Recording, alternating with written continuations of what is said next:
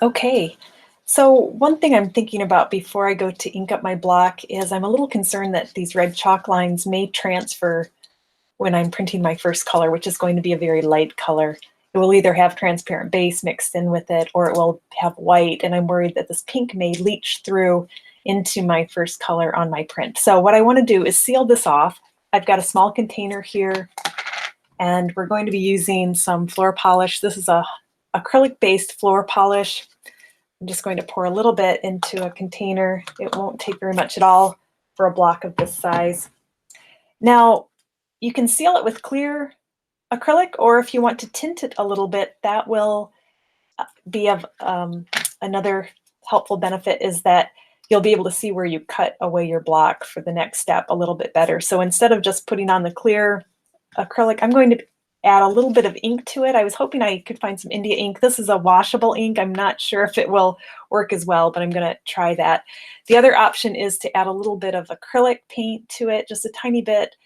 Since this is the medium used in acrylics is the same stuff that's used in the floor polish, they should mix pretty well.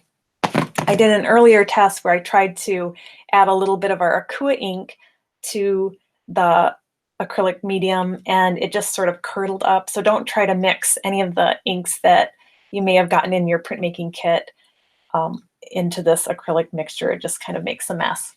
But regular India ink should work just fine. Okay, so I just want a little bit of tint. I don't want the block to be completely black because I want to be able to see my lines through there. So I'm going to put a little bit of newsprint down underneath so that I don't get my tabletop dirty.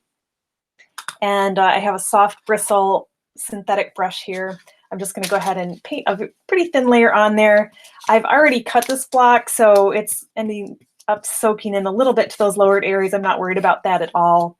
You don't need to flood it. You just need, you know, a thin layer of acrylic on there.